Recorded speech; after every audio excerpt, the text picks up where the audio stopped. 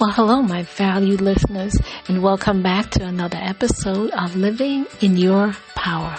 I'm your host, Dr. Marlene Greenleaf, and I'm truly grateful to share this moment with you today.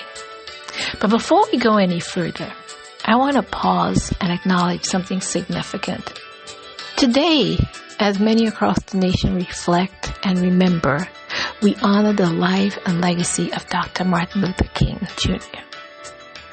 Dr. King was a leader whose power did not come from noise, position, or popularity, but from conviction, faith, clarity, and moral courage. He understood something many of us are still learning, that true leadership is rooted in purpose and guided by an inner stillness that listens before it moves. He once said, "The time is always right to do what is right." But doing what is right requires discernment. It requires stillness, and it requires the courage to hear God clearly, even when the world is loud. And I believe it's no coincidence that today's episode falls on a day that calls us to reflect deeply on leadership, service, and intentional living. So as we continue our journey through January, we are grounded in our theme, the power reset, returning to what matters. Because this month is about restoring alignment, not rushing ahead, but returning to the practices and perspectives that anchor us. And today's episode, the third in our January series, is titled Returning to Stillness and Discernment. Now, in a world that rewards speed, productivity, and constant visibility, stillness is often misunderstood. We are taught that movement equals progress and that quiet means delay. But spiritually, stillness is not avoidance. It is in fact wisdom. Many of us stay busy not because we're called to, but because stillness requires us to listen. And listening sometimes reveals truths we've been avoiding.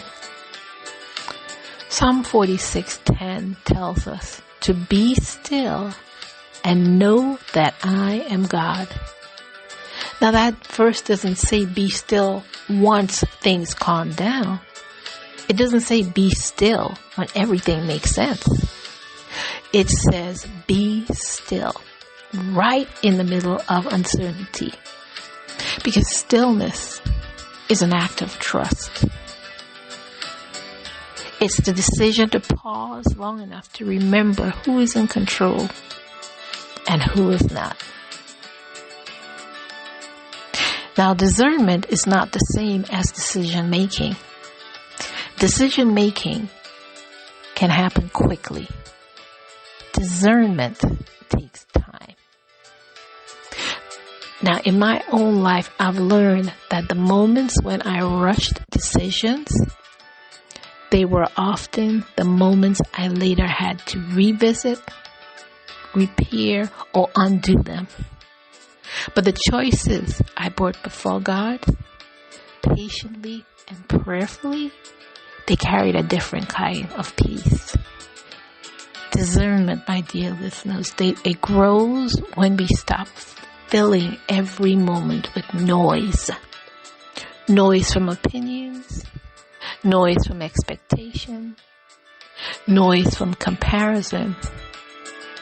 1 Kings 19, it reminds us that God did not speak through the wind, the earthquake, or the fire, but through a still, small voice.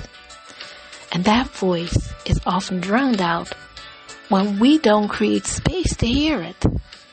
Stillness sharpens discernment because it quiets everything competing for our attention. Now, if you've been feeling uncertain, overwhelmed, or pulled in too many directions, because I know I have at times, Stillness is not something you have to wait for. It's something you can practice intentionally. So here are 3 ways to begin cultivating stillness and strengthening discernment in this season. First and foremost, of course, create daily quiet on purpose. Stillness doesn't always arrive naturally, so sometimes it must be protected. I mean, this may look like sitting in silence before the day begins. Turn off music or podcast during a commute. Or just spending time with God before opening your phone. Quiet creates room for awareness, and awareness creates clarity. Now, second, I want you to pause before you decide. Discernment grows when prayer comes before action. So before saying yes, pause. Before committing, pause. Before reacting, pause. Take a deep breath. Pause. Proverbs 3:5-6, it reminds us that we need to trust in the Lord with all our hearts and lean not on our own understanding. In all your ways submit to Him, and He will make your paths straight. So submission doesn't slow you down, but it keeps you aligned. And third, release the urgency to be certain. I mean, sometimes we rush decisions because we feel pressure to be sure. But faith does not require certainty. It requires trust. And discernment often unfolds gradually, one step at a time. So you don't need the full picture, just the next faithful step. So now let's reflect on James 1:5, which says, if any of you lack wisdom, you should ask God, who gives generously to all without finding fault, and it will be given to you. So wisdom is not something we have to earn. It's something we are invited to receive. I mean, God is not withholding clarity from us. He's in fact waiting for you to slow down enough to hear it. So here's your empowerment prompt for this week.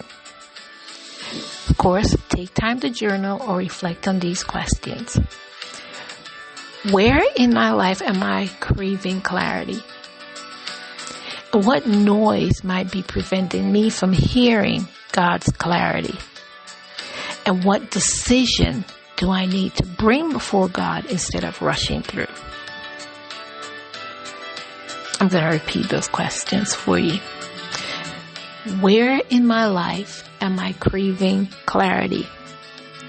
What noise might be preventing me from hearing God clearly? And what decisions do I need to bring before God instead of rushing through? So stillness is not empty space. It is sacred ground. So in closing, my friends, returning to stillness is not about escaping responsibility, but it's about leading from wisdom rather than urgency. When you slow down, you don't lose momentum. You gain direction. And when you quiet your spirit, you don't fall behind. You move forward with purpose. So as you continue this power set, I want you to remember that clarity comes to those who are willing to listen. And wisdom flows when stillness is honored. I want to thank you for joining me today on this episode in our January series, The Power Reset, Returning to What Matters. Next week, we'll close out this month with a powerful conversation entitled Choosing What Matters Gently. I want to thank you again for listening to this episode of Living in Your Power. And until next time, dear listeners, continue to live boldly in your power today. And if it gets tough, just breathe. You still got the strength to rise. So I'll see you next time, and continue to live in your power.